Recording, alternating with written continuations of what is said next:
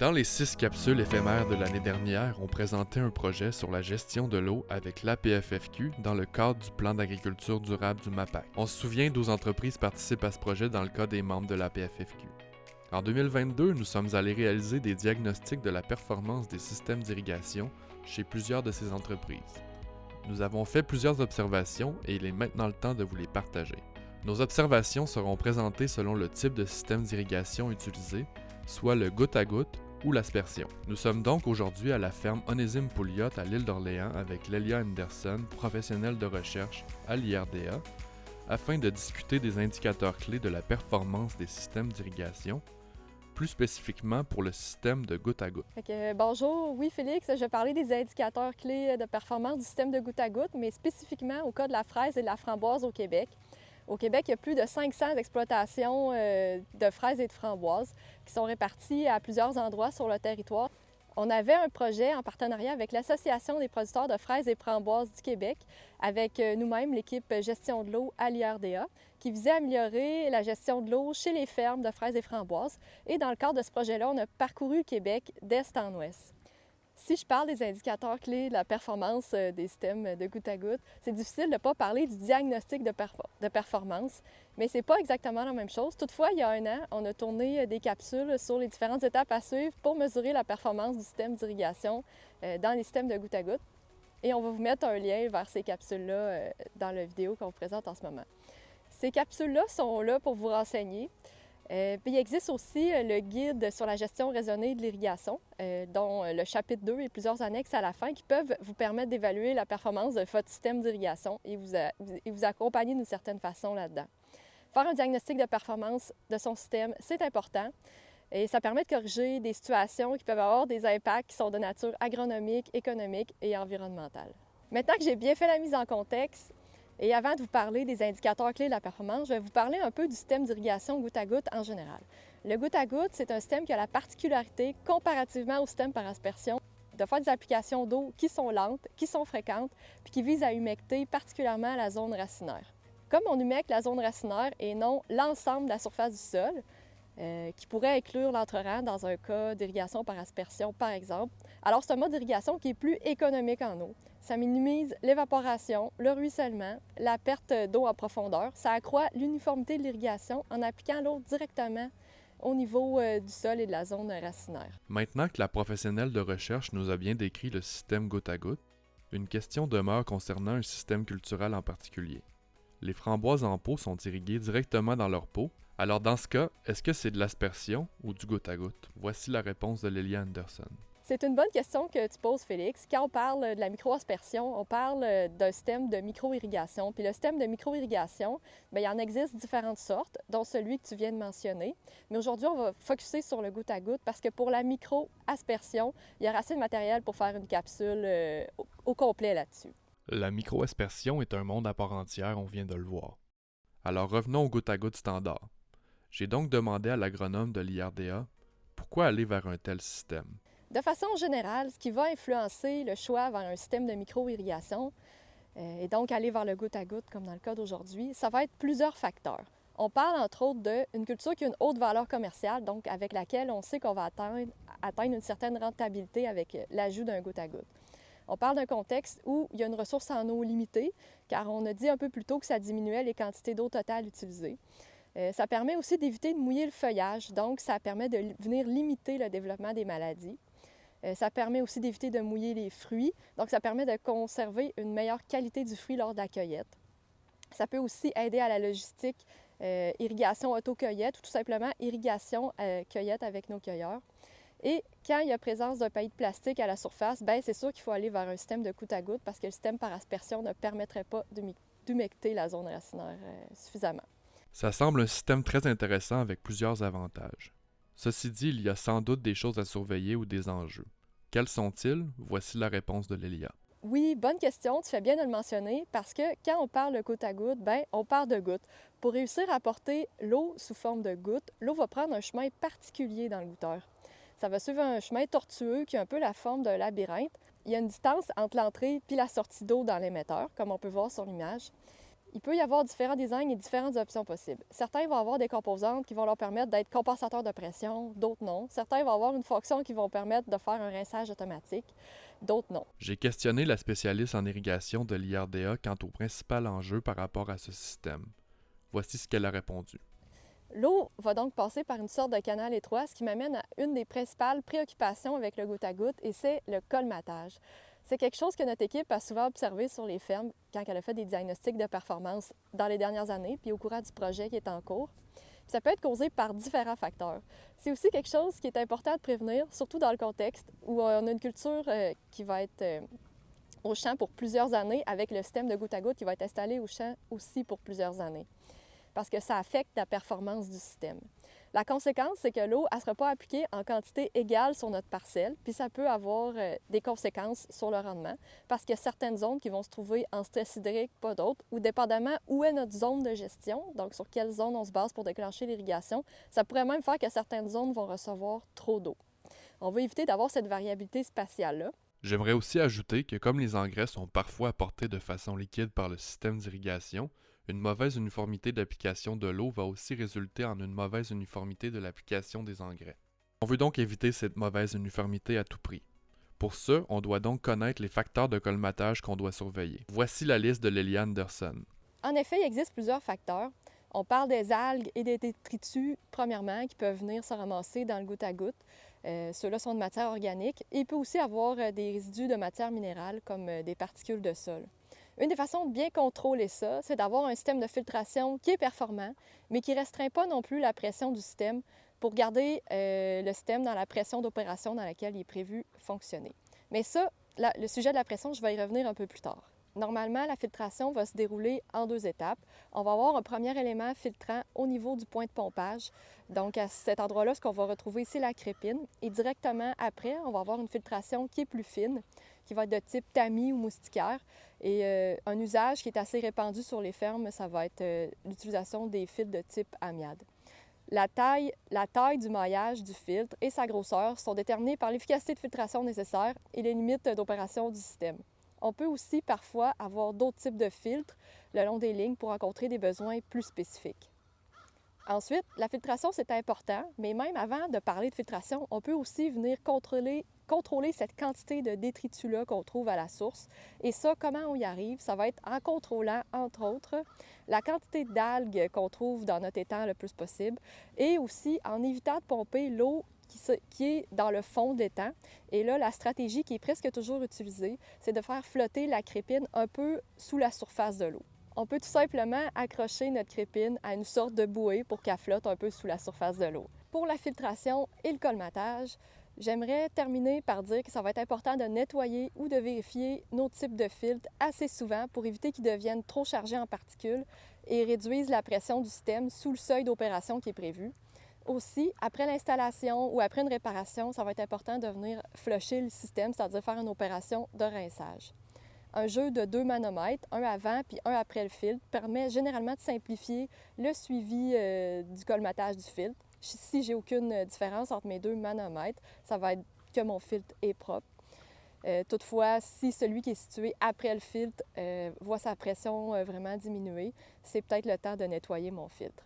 Et en troisième lieu, pour le colmatage, les systèmes de goutte à goutte sont utilisés pour appliquer des engrais sous forme liquide. Il est important d'utiliser des engrais solubles qui sont compatibles entre eux pour éviter la précipitation dans la tubulure, ce qui crée du colmatage. Par exemple, on ne peut pas mélanger des engrais calcium en concentré avec des engrais qui contiennent des phosphates. Les conséquences du colmatage qui vont résulter d'un mauvais mélange, ils ne peuvent pas être résolus par un bon système de filtration ou un flush du système. D'ailleurs, un document sur les mélanges d'engrais pour la production de fraises et framboises est en cours de préparation. Dans le cadre du projet, il sera ajouté en lien à la fin du vidéo une fois publié. Maintenant, je vais vous parler du design du système. Premièrement, le goutte à goutte, c'est un point d'entrée dans le sol. L'eau va former dans le sol, sous le goutteur, ce qu'on appelle un bulbe d'humectation.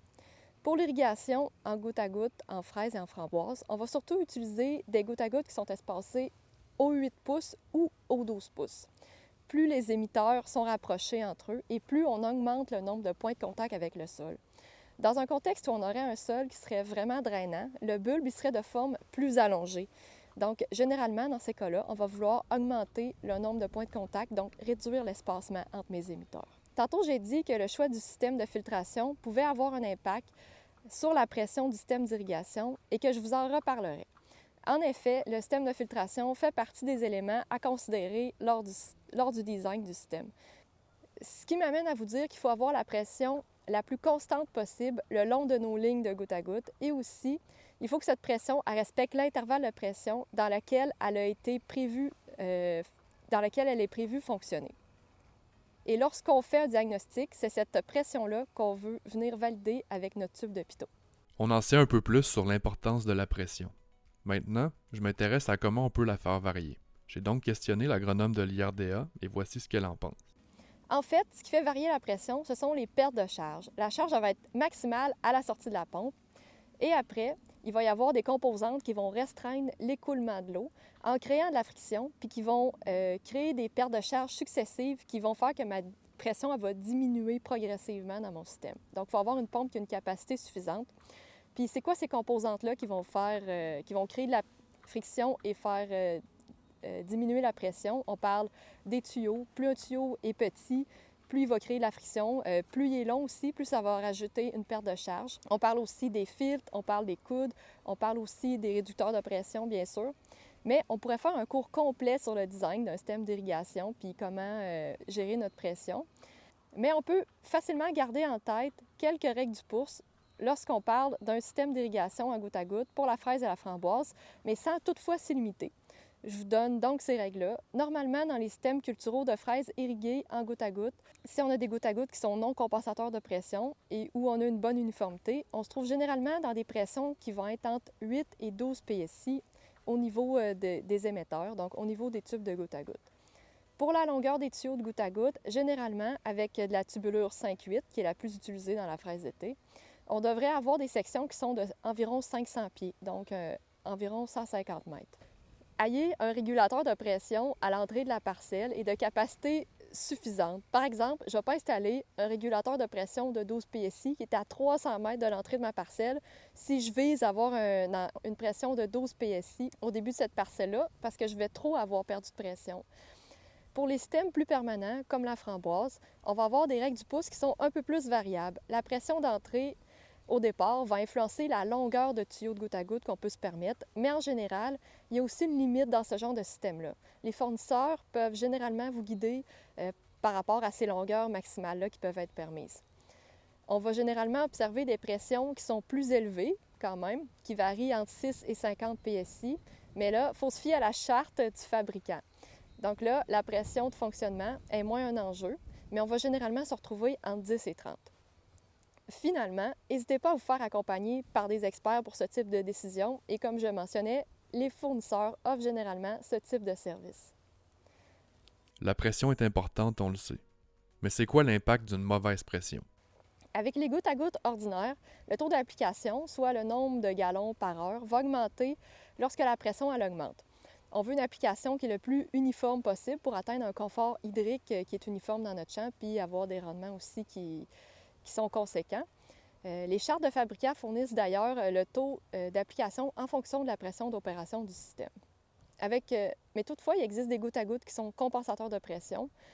Avec ces gouttes à gouttes-là, on va plutôt avoir une pression constante sur un intervalle de pression, par exemple entre 5 et 50 PSI.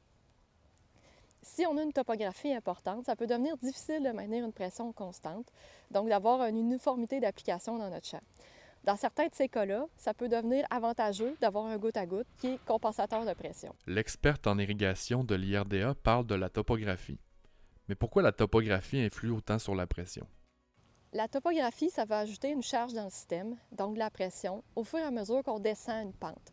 Si on monte une pente, ça va enlever de la charge, donc ça va enlever la pression dans notre système. Ce qui risque d'arriver plus concrètement, c'est que les parcelles au bas de la pente vont recevoir plus d'eau et celles en haut vont en recevoir moins. Physiquement, chaque mètre de dénivelé qu'on va gagner vont correspondre à une perte ou un gain de charge hydraulique d'environ 1,5 PSI. Si j'ai beaucoup de pente, une autre solution que d'utiliser des gouttes à gouttes compensateurs de pression, ça pourrait aussi être de faire des lignes qui sont plus courtes. On a rencontré un cas dans un projet passé qui était plutôt extrême, avec l'utilisation de goutte à goutte dans une présence de forte pente. On avait une pente de 15 sur une bonne longueur, et dans ces cas-là, ça faisait que les tubes accumulaient tellement de charge hydraulique qu'en bas de la pente, la pression les faisait fendre. J'ai questionné la professionnelle de recherche de l'IRDA comment éviter une situation où la pression devient trop forte dans les tuyaux à cause d'un dénivelé important. Voici son avis. Dans notre système d'irrigation, on va voir les lignes principales sur lesquelles sont connectées les gouttes à gouttes. Donc, avant d'entrer dans une parcelle, ça va prendre un régulateur de pression qui est près de l'entrée des lignes. Si le régulateur de pression est trop loin, on risque de trop diminuer la pression. Sans régulateur, l'eau risque d'arriver dans la parcelle à trop haute pression et pourrait endommager notre système. La pression qu'on a dans la ligne principale, elle va varier durant l'irrigation et d'une irrigation à l'autre. Ça va être dû au temps de mise en charge, au type de pompe qui est utilisé et à la superficie irriguée. Si on décide d'irriguer 2 parcelles ou 3 parcelles, ça va changer par exemple. Ou si on utilise une pompe PTO avec une vitesse moteur qui varie, donc là, la pression dans les lignes principales, elle va vraiment varier. Il existe différents types de régulateurs. Les classiques qui vont simplement réduire la pression à la pression qui est indiquée sur le régulateur. Et les types qui sont un peu plus complexes, par exemple les valves Raphaël, qui vont permettre d'avoir des plus gros débits, puis qui vont être plus polyvalents, qui vont servir à réduire la pression, comme les régulateurs classiques, mais qui va aussi pouvoir faire la fonction de valve et sur lesquels on va pouvoir ajuster la pression à celle qui est désirée. Lélie Anderson nous a présenté les gouttes à gouttes de manière théorique. Elle nous a aussi partagé les principaux enjeux de ce genre de système. Maintenant, j'aimerais qu'on aborde l'aspect plus technique de l'installation de ce type de système d'irrigation. Fait que là, on est rendu à parler de l'installation du système de goutte à goutte. Lors de l'installation, il y a plusieurs principes à respecter pour le positionnement du tube. Le goutteur devrait être tourné vers le haut. S'il y a des éléments en suspension dans l'eau, ils vont avoir tendance à se déposer au bas du tuyau. Donc, le fait de mettre les émetteurs vers le haut va réduire le risque de colmatage. Lors de nos diagnostics de la performance des systèmes d'irrigation, j'ai observé que certains producteurs choisissaient d'enfouir le goutte à goutte. Est-ce qu'il s'agit d'une bonne technique? Voici ce que la professionnelle de recherche de l'IRDA en pense. Il y a plusieurs producteurs qui choisissent d'enfouir de quelques centimètres le goutte à goutte pour éviter qu'il soit endommagé par les rongeurs. Il ne faut pas l'installer trop profondément, surtout si on a une texture qui est grossière, parce que là, ça pourrait nuire à la bonne humectation à la surface du sol. Pour le positionnement, il faut le mettre assez proche de la zone racinaire. Et selon la texture du sol, si on a un sol qui est vraiment grossier, comme un sable, alors le bulbe d'humectation va être de forme plus allongée. Ça peut être avantageux dans certaines situations de mettre 2 gouttes à goutte en parallèle. Encore une fois, ça me fait penser à une situation qu'on a rencontrée lors de nos diagnostics de la performance des systèmes d'irrigation. Il y avait de la pression en début de ligne, mais pas à la fin. Qu'est-ce que ça veut dire? Voici la réponse de Lélie Anderson. Dans la situation que tu me parles, ce qui s'est probablement produit, c'est que les gouttes à gouttes étaient écrasées dans la ligne. D'ailleurs, ça m'amène à un point qu'il est important d'actionner le système d'irrigation immédiatement après son installation pour mettre en charge les gouttes à gouttes. Cela, ça va être particulièrement vrai dans les sols qui sont lourds parce que ceux-ci peuvent exercer une pression sur la goutte à goutte et l'empêcher de se déployer par la suite. Lors du diagnostic de performance du système, ça va être possible de le remarquer parce que les tubes ne seront pas tous gonflés en bout de ligne ou bien il pourrait y avoir une grande chute de pression même s'il n'y a pas vraiment de raison apparente sur notre site, c'est-à-dire qu'on est sur un terrain plat et qu'on a une longueur qui est adéquate. J'aimerais terminer en rappelant qu'il est important de surveiller les fuites régulièrement sur votre site, voire à chaque déclenchement du système d'irrigation, et que c'est vrai d'ailleurs pour l'ensemble des systèmes d'irrigation. Finalement, merci pour votre écoute et suivez nos capsules pour en apprendre plus sur la gestion de l'eau en production maraîchère et fruitière. Et on remercie les partenaires financiers du projet, sans quoi ce projet n'aurait pas été possible, ainsi que toutes les fermes et entreprises qui sont partenaires au projet. Merci et on se revoit dans d'autres capsules.